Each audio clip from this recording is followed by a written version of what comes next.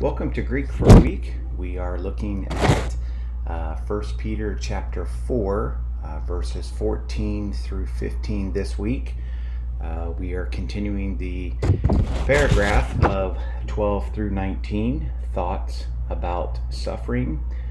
So Peter here is going to give us a condition here related to suffering, specifically for the name of Christ, because that is who the recipients are related to. So let's translate here. If you are mocked or reviled for the name of Christ,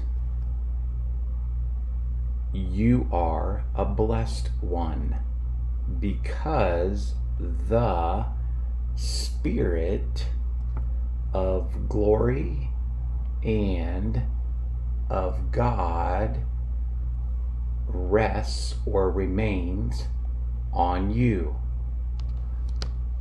Let no one of you suffer. That's this entire clause here. Let no one of you or none of you suffer as a murderer or a thief or an evildoer or as a busybody. So as we look here, you notice I began verse 14 with the word if. So here's our which would be a first class conditional clause. That's the protasis. And then of course, being a blessed one would be the apodosis. That would be the then portion of the clause. Here our second word in the text, anedizeste.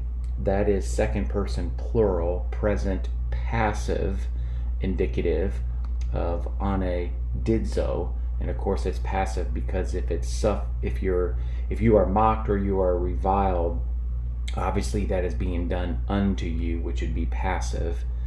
And then you have here en anamati Christou. This prepositional phrase here is a little bit difficult to classify. I know I used the word for the word en, or the preposition en. It could also be causal. Could be if you are mocked because of the name of Christ. So that's also an option. Kind of gone back and forth there. I've not really landed yet. I know I've translated it for, but because might make a little bit more sense. Then you have another causal clause here that the hati introduces for us, and that's indicating the reason that you are a blessed one, which is the makarioi. And of course, that is a predicate adjective. You are a blessed one. Well, why? Why am I a blessed one? Because the Spirit of glory and the Spirit of God, again, that rests or that remains on you. So that final word there, the ana pauetai, there's a third person singular present middle indicative of ana pauo. Then let me make note here of these things. I forgot these things, so let's go back to them here just quickly. The to theou here is an exegetical genitive that is further explaining the doxase, which is also a genitive. And then the tes doxase is an attributive genitive that's attributing a quality to the Spirit. Okay, so it's when we translated that is the Spirit of glory.